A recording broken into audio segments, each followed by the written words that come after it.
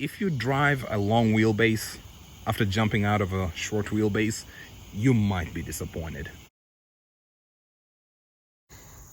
Hello, Infiniti Q70L. This is an amazing vehicle, hands down one of the best vehicles I've ever driven, at least when it comes to sedans. But don't let my excitement for it confuse you.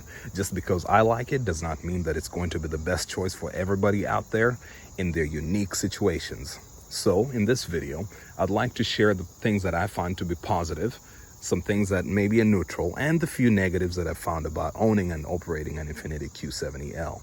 It's going to be difficult to do that without at least acknowledging that there is something else out there called an Infiniti Q70. So this video will also touch on the differences between a Q70 and a Q70L. But before we do all that, we might need to step back in history a little bit and explain how we got here. This is an Infiniti M56.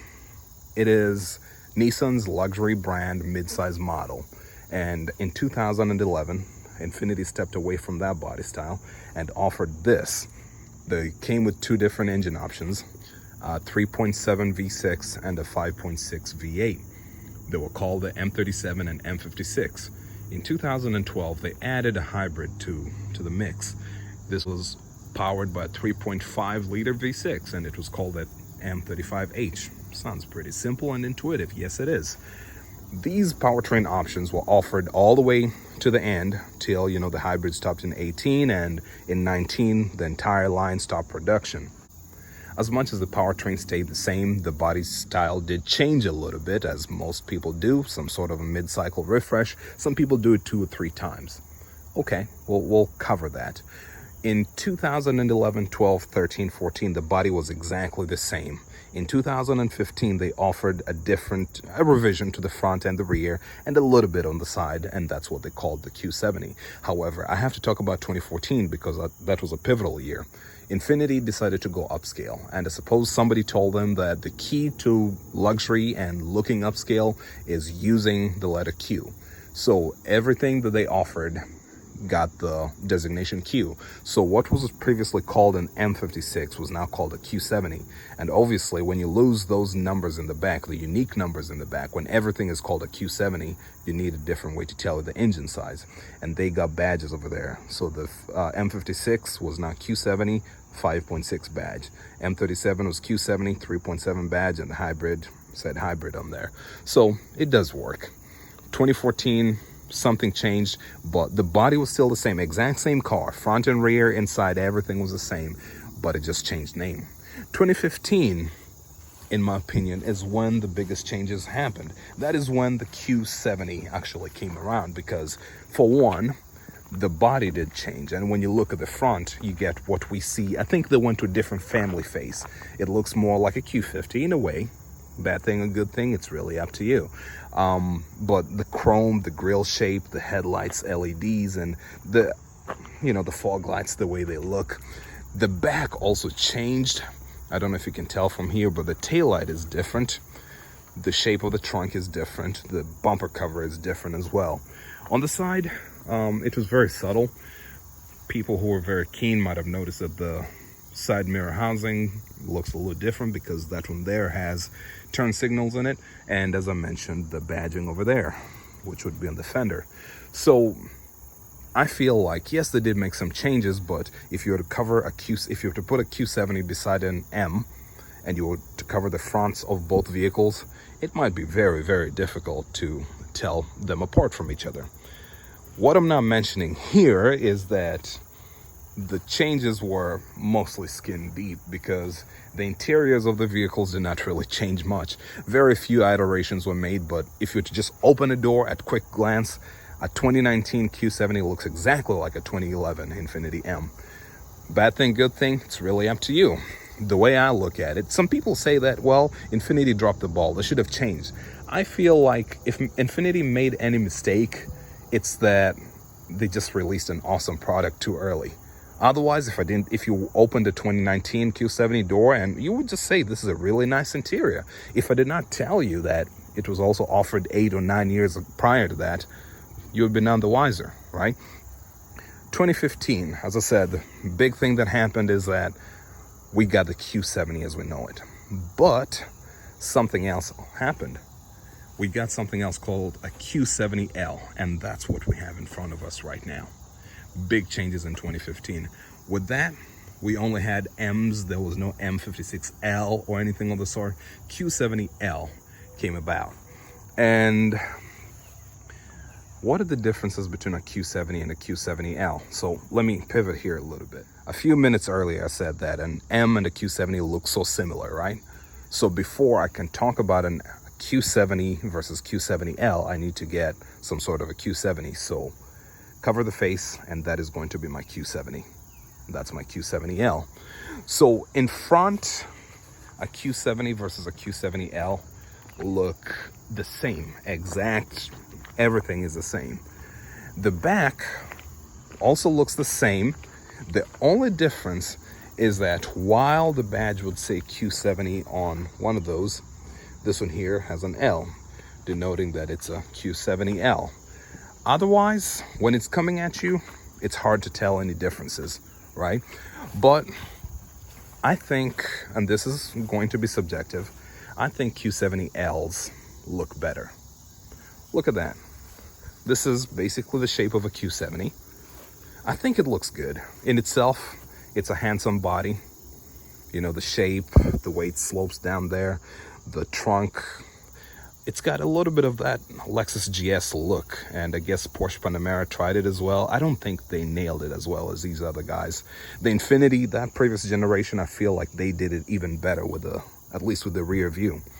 So it looks good, right? Until you bring a Q70L. I think it looks better. If upscale is what Infiniti was going for, they nailed it right here. So if I hadn't mentioned at this point yet, the L in Q70L stands for long wheelbase.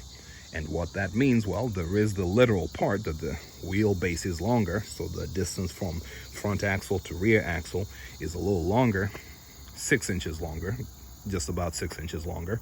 The car itself, body-wise, is 7 inches longer than a standard wheelbase or short wheelbase, but I think that proportion thing ends up working pretty well for the L, because I feel like, as much as that's not ugly, that looks really, really amazing. So that's the first thing. It does. That's very subjective though, right? Another thing, and this one is going to be more objective, is that chrome trim over there. Because the front of the vehicle looks so similar, and the rear also looks similar, especially for people that debadge the vehicle. Some people don't like badges, right? I feel like having that chrome strip over there does help a lot versus shopping for Q70. You know, you have to, that's the one thing I was looking at when we were shopping for this vehicle, just trying to make sure, hey, okay, is it a real Q70? Yes, it is a Q70L. You know, is it a real long wheelbase? So we were using that. I think it looks good. I think it works really well with all the chrome and everything else about the vehicle. The short wheelbases were never offered with that, although other vehicles like the FX, for example, had the chrome trim at the bottom. I don't know what the thinking was. If you're the kind of person that doesn't like chrome or does, you know, blackouts or chrome deletes, maybe you'll think otherwise about it, but objective, it exists. Subjective, it's amazing. Sets it apart. And the front view, I know some people usually discuss the Q70 versus Q7 versus M debate, and we'll save that for later. For now, I'm just trying to build up on the Q70L versus Q70. Some people look at it and say, you know what, we like the front look on the older one because it looks more aggressive, less Q50-like, but they like the rear end on the newer one. Whatever that actually ends up being, personally, I feel like I can almost tolerate that plane. Just looking at the side, I can tolerate it like that.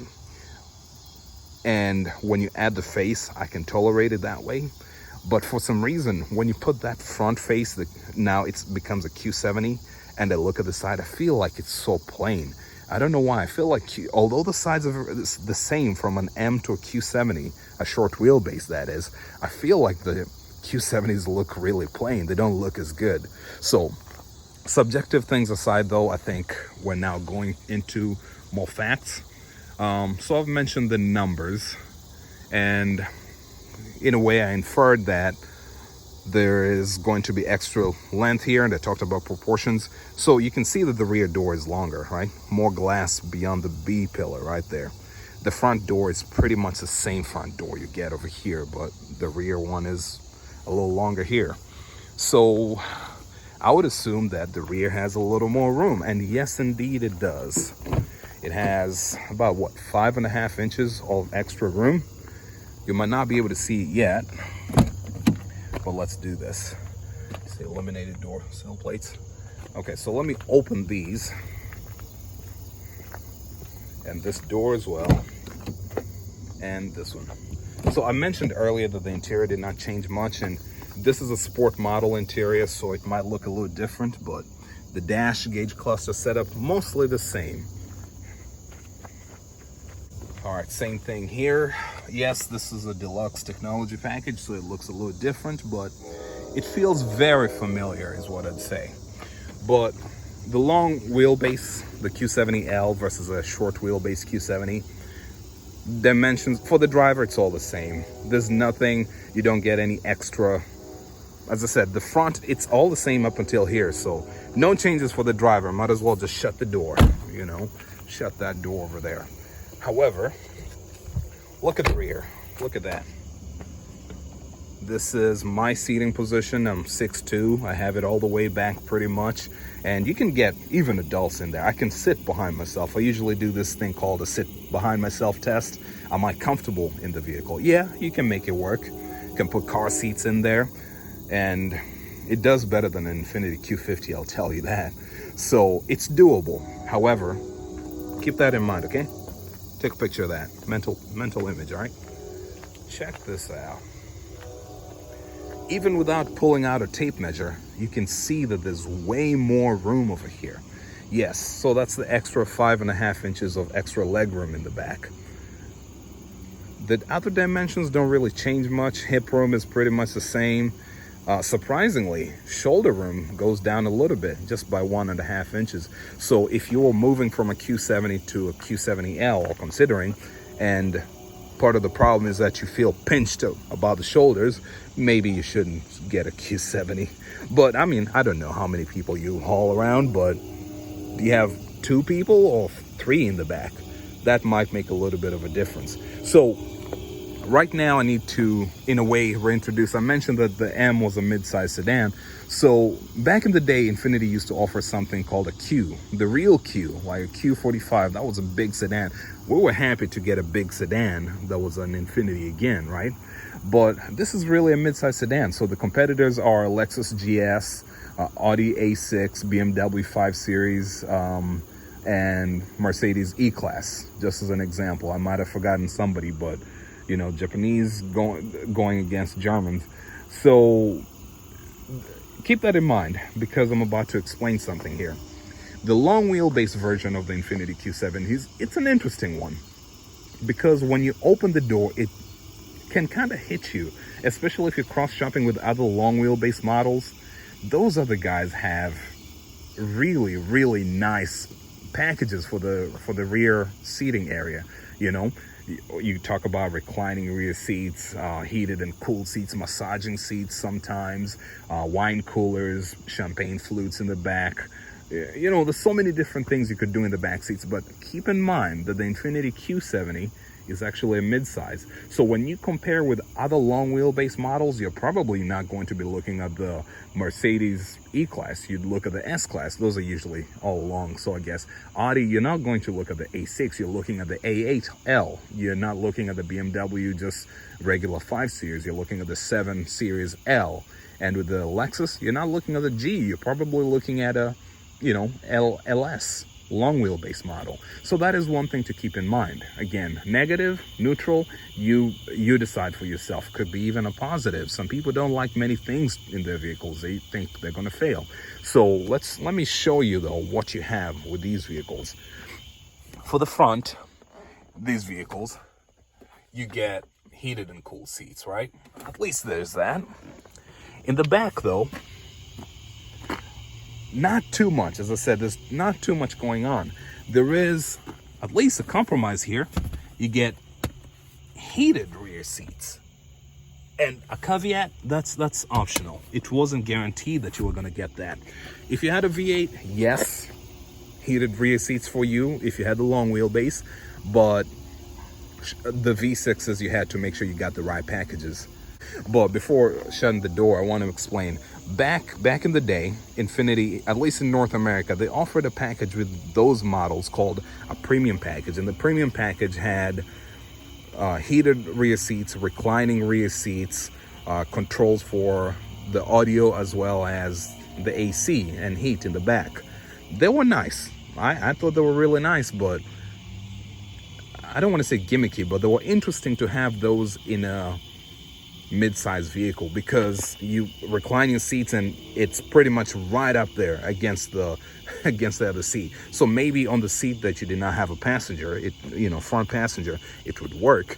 But for whatever reason, when Infiniti brought the Infiniti M in 2011, that option was dropped. North America could not get that at all.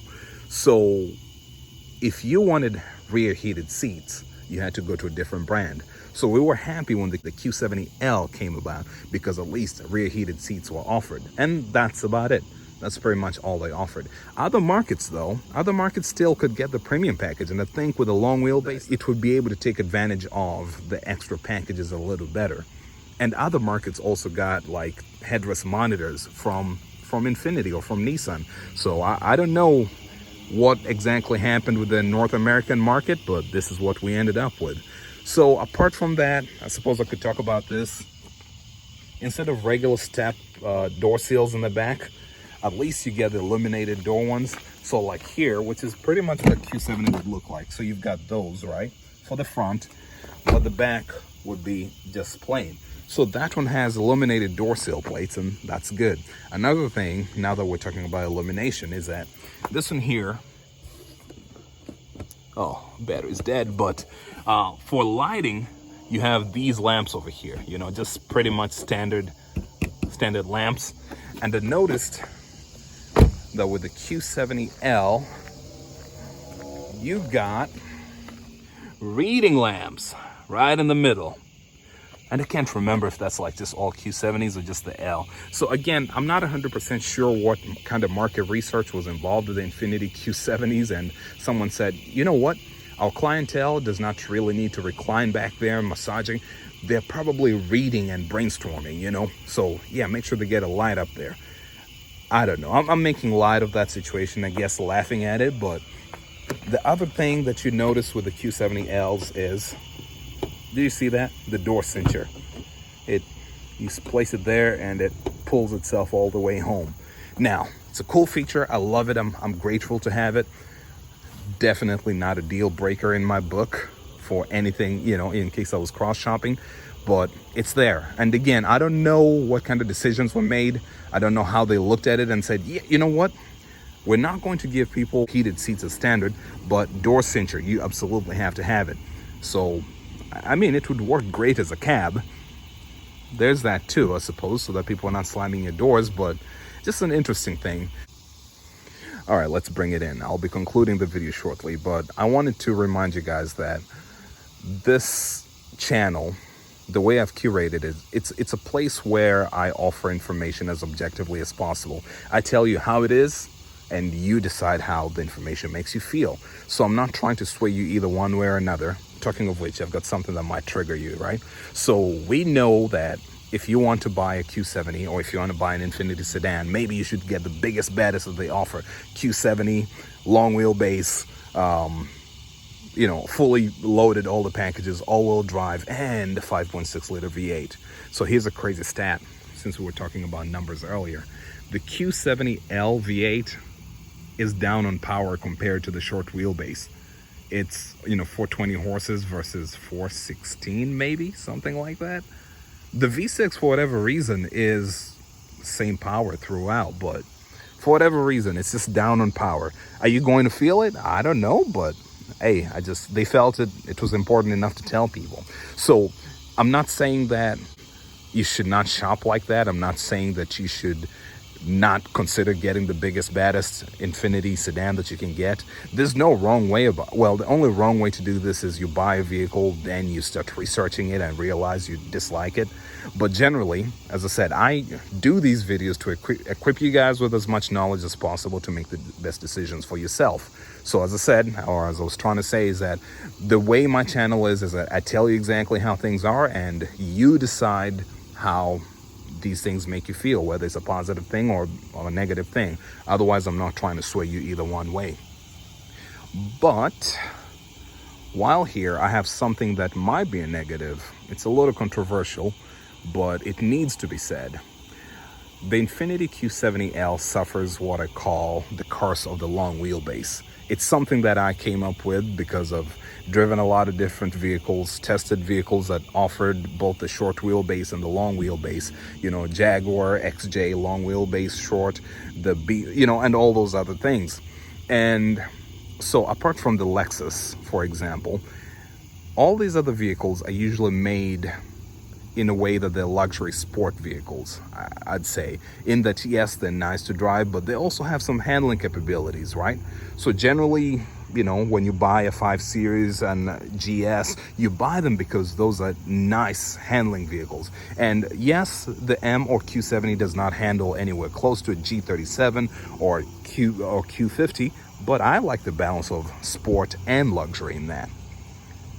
The long wheelbases are good for a lot of different things. Short wheelbases might do different things, but I feel like the long wheelbase loses that. So if you like sporty, you're going to lose it with the long wheelbase. That's not the controversial part yet. Okay, so a lot of the other competitors, like I said, those are a different class above. You know, when we talk about the people that offer long wheelbases, even the Jaguar XJ, for example, the Lexus LS, the Audi A8, you know, those are way different. Those are different classes up there. So they have luxury in mind as well. I feel like as those guys stay, at least they might lose a little bit of the sporty handling if they had any, but since they're usually way up there, they're more for luxury. But this one doesn't hit the nail on the head on the luxury part, at least not out of the box. The curse of the long wheelbase is that for the lighter vehicles, the Q70, for example, and the Jaguar, you know, aluminum body, Audi not so much, for example, because I feel like they've got a lot of suspension technology, but a lot of these other ones, they don't feel as refined when they're empty. If you drive a long wheelbase after jumping out of a short wheelbase, you might be disappointed. It feels different. If you're the only person that drives it, you don't have any passengers, no luggage, you might be disappointed. However, if you loaded the vehicle, you know, I guess like they were supposed to be loaded, then it's going to be much smoother. So that's the controversial part. It's you know, depending on how you gauge it, you might feel like, yes, you buy a vehicle, a luxury sport vehicle for either the sport or the luxury, and sometimes you do something to it and you lose one, but sometimes you might end up losing both. So if you were to drive a Q70L, you might feel like it's kind of odd. And you got to admit this, if you're jumping from a Q70 to a Q70L, you're in a pretty unique position, because most people are doing this comparison when they're upgrading from an M35 or M45. Now they're saying, you know, hey, is a Q70 the right thing to do? Is it a Q70L? What exactly should I do? Sometimes though, people move from the M, now we're not calling that a Q70 anymore. People move from the M and they say, hey, I would like to go into a Q70. Is that the right move? But Q70 to Q70L, what I'd encourage you is what I encourage everybody to do at every other time. Test drive the vehicle thoroughly. Make sure you really like the vehicle before you go home with it, because especially if you can compare them, you know, right next to each other, it's going to feel a little different. Feel a little light on its feet, a little more jittery over the road. But again, that's just the curse of the long wheelbase. Otherwise, they're not bad. And if you load it up properly, it's going to feel just fine. I think, you know, I mentioned the engine doesn't really change. Not too much else changes. And I'm not going to say that Infiniti dropped the ball anyway. I don't think Nissan would just grab like 6-inch wide sheet metal and say, okay, there you go, we've got a long wheelbase now. I'm sure a lot of engineering went into it. It's just that I don't think a lot of people understand how loaded they have to be for you to feel it. It's something I've noticed, but we have to admit that not everybody can notice that, because some people drive around with broken suspension and cannot tell the difference anyway. Man, that's fine. I'm not judging anyone for that. I'm just saying, if you feel like you're the kind of person who can usually tell the refinement, those people that can tell that your vehicle is out of alignment just by the way the steering wheel is behaving, you need to test drive it before jumping at it. Yes, you might want to buy it because they're rare and they don't sit on the market too long, but still, I'll just encourage you to test drive it thoroughly. One last point, kind of related to that. It's a service I have offered. I don't really advertise this, but as part of the consulting gig I do, I've helped people source vehicles. And some time back, these vehicles were so expensive, 40 grand, 30 to 40 grand, for example. And when people were buying that, some people would invest a few hundreds to at least get as much information as possible. And I would help people in getting information on what to buy. And one thing I noticed about the Q70, long wheelbase specifically, is that a lot of the people that bought them brand new would usually go back to the dealership with complaints about how they drove or how they rode.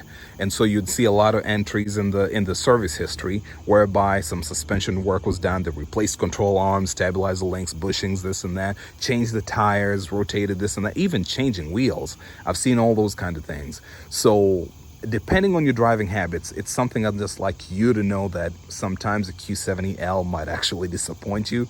It just really depends. And I'll take you back to what I said some time earlier. I'm not here to sway you any one way. I'm just here to give you as much information as possible. Some of these people I talked to said, hey, you know what? Shoot, the original owners should have had people like you talking to them about these things. Yeah, but it's 2022 now. The Q70 is long out of production, but I think the information is still relevant, and as long as the internet does not fail at some point, this video will still be out there for someone else to talk about, or at least to refer to. Otherwise, all the best. Take care.